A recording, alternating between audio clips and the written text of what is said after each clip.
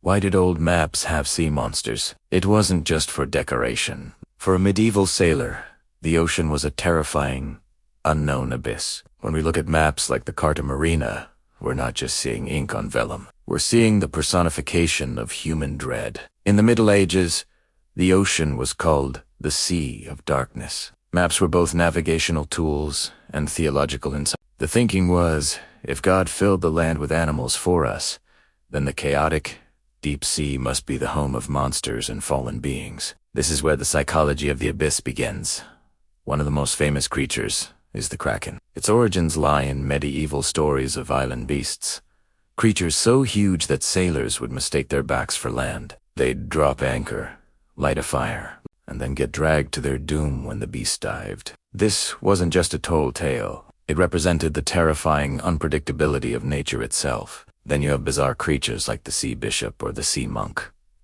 These were humanoid fish that came from a mere world theory. People believed that for every creature on land, there was a matching one in the sea. This shows a desperate attempt to apply some kind of order to a world that felt completely out of control. It was a theological necessity. If God created a hierarchy on land, he must have mirrored it in the depths. But since the sea was linked to chaos and the Great Flood, these sea people were seen as distorted, silent, and predatory. The dark reflection of humanity. The placement of these monsters was rarely random. They were often drawn around the edges of the world, like the far north or the coast of Africa. By putting a multi-headed hydra or a giant sea serpent there, mapmakers were basically writing "Here be dragons." These monsters were warnings, signaling that beyond this point, the laws of man and God were uncertain. Take the whale, often called sea. In medieval texts, the whale was an allegory for the devil.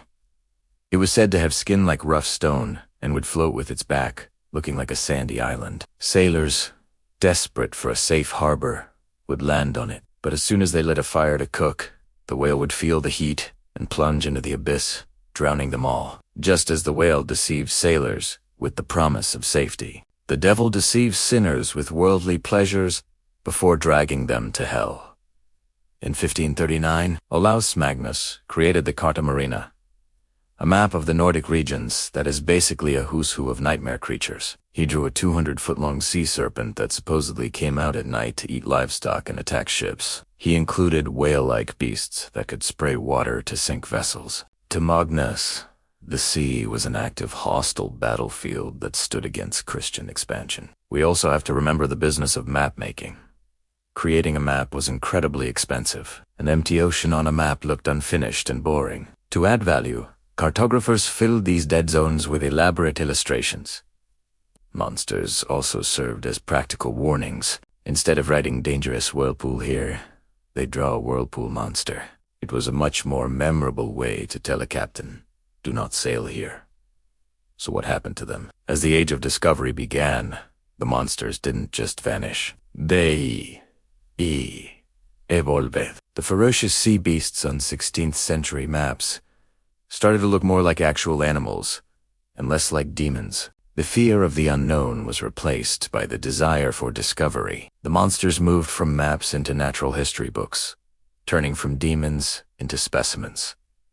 But their legacy remains. Our modern fascination with the giant squid or the megalodon is a direct descendant of the fear that was etched onto medieval maps. We still look at the deep ocean and see a place where the rules of our world simply do not apply.